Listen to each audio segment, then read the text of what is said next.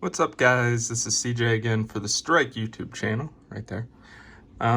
We just did a video a little bit ago about unboxing this device, which I have had some issues with because I forgot to take the sticker off the back that showed you all my information. So that'll be coming out here soon as I can get it rendered. But I wanted to do another quick video just doing some basic quick look at this. Now, this is the Samsung Galaxy Z Flip.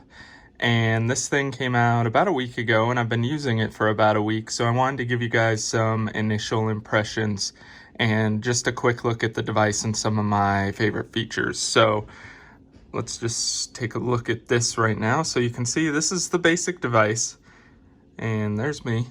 Very reflective, very fingerprint magnet, but it's very solid. It feels like a Samsung device. It feels good in your hands. It's not something that feels like cheap plastic or anything like that. You can see it's got this patented hinge. Inside there are a few bristles based on the teardown videos by Jerry Rig Everything. You've got your front camera, your flash. It's a dual camera. You've got your pretty much everything you need on here. The buttons are on the right side of the phone. You just have a power button with a fingerprint reader and then a volume rocker. So that's pretty much all for the buttons. USB-C. There's only one speaker, which is kind of a bummer because I often find my hand covering it, and that kind of gets in the way. But you can see you got a little microphone, speaker microphone, and your SIM card slot on the bottom if I can stay focused here. But so that's what the device looks like just out of the box. And like I said, I've been using it for a week, and I don't know if you guys can see, but let's see if I can get close enough here. There are some scratches already that I have gotten on the device, and I don't know if that's just putting it into a pocket and not realizing there's something in there. You can see one right there. But Samsung does send a small case with it in the box.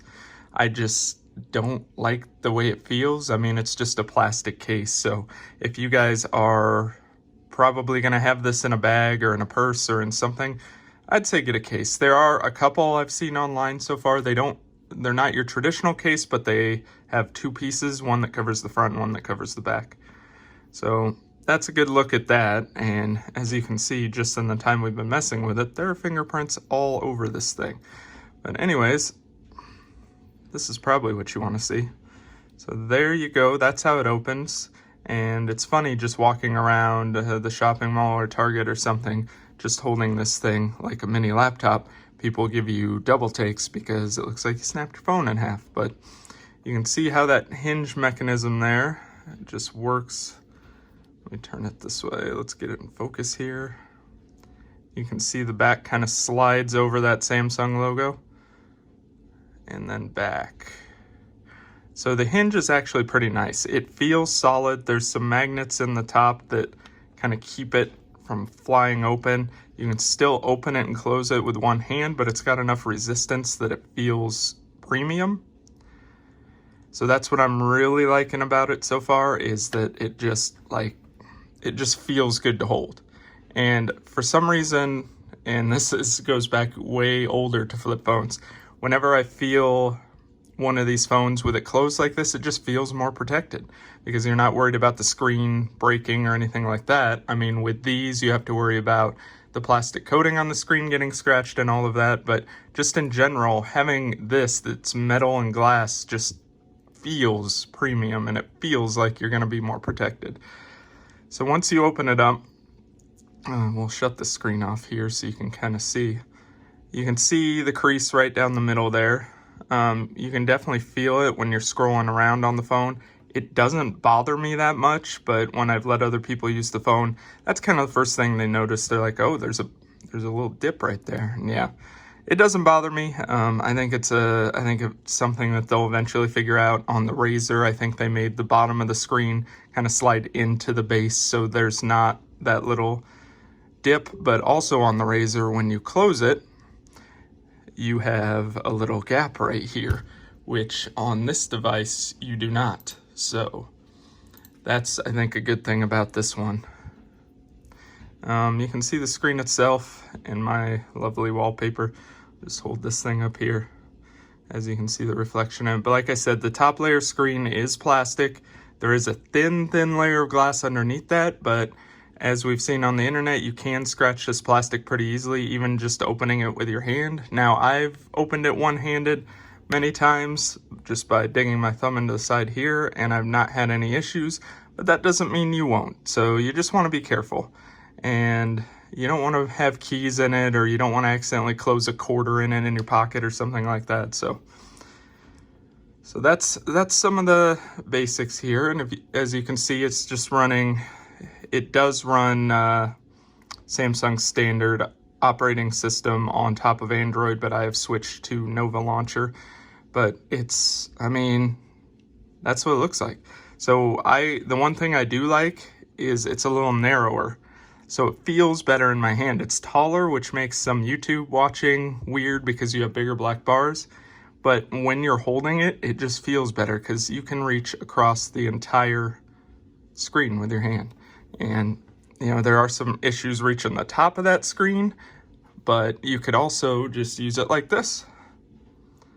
And there'll be times when I'll be, say, on Twitter and just scrolling through like this, and it gives you that mini laptop feel. Or I'll have it at work sitting on my desk like this so I can just see notifications quickly.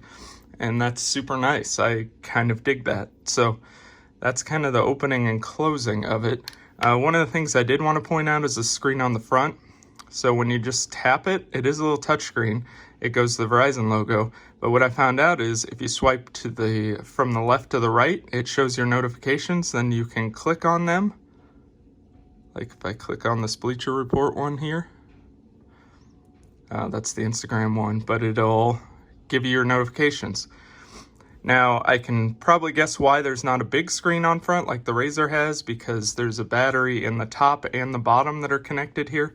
But the upgrade I'd like to see for next year is a bigger screen so I can actually reply to notifications. But it is kind of nifty that you do have that little tiny screen down here where you could just scroll left and right between, and then it just tells you to open mode. So there you go. You've got your little Bleacher Report update there. So that's one of the cool features. The other feature that you've probably seen in videos with the front screen is if you double tap the power button, you get your little selfie cam. So there's me behind the camera. It's not going to take great shots, obviously, but it is using the front camera, which is a solid camera, so it may do all right. And I believe you just hit, there you go. So you hit the volume button, and then I think you can open it. And let's see. See, there's the picture. Try to get some of the glare off, but it does a decent job. It's not, I think it's more for just, hey, look at what I can do with this phone, as opposed to actually using it for that, because there is a selfie cam up here too that's good. But overall, the picture quality is up to par. I'd say it's probably as good as the Galaxy S10 was. Now the Galaxy S20s are probably going to beat it a little bit because, you know, they have 3-4 cameras on them. But this does have the ultra-wide camera, and let's see if I can just get into that. So you've got your standard camera and just your ultra-wide. So standard stuff there on the camera side.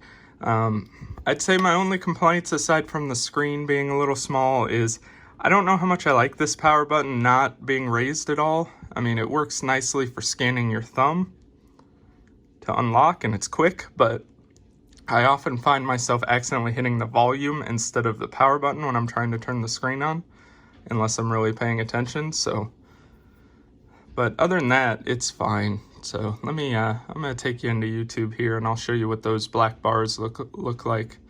Let's switch over to the good channel here, and we'll load up one of my videos. How about this iPhone 11? And let's get this going here. We'll get to the middle here. So you can see how it's got black bars on both sides. And if you can zoom in, but you cut off a lot of the screen. And notice the only speaker being down there. When I have my hand here, It's very quiet. So, I mean, it's just it's something you got to get used to. Something that's something that everybody's gonna have to deal with if you want this phone in this aspect ratio. But overall, I think the phone is definitely exceeded my expectations, and so far the durability's been great. It's only been a week, and who knows what could happen to that plastic covering on that screen over the next week. But so far, I think I'll keep using this until I get the Galaxy S20 Ultra in here to do a review of. And that's kind of just a quick look at the device. If you have any specific things you want to see or questions you have about it, just leave a comment down below and I can try to answer those or do another video.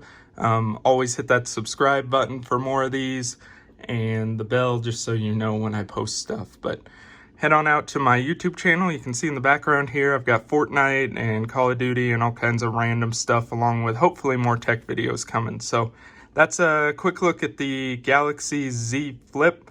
Thanks for checking it out, and let me know if there's anything else you want to see. Thanks, guys.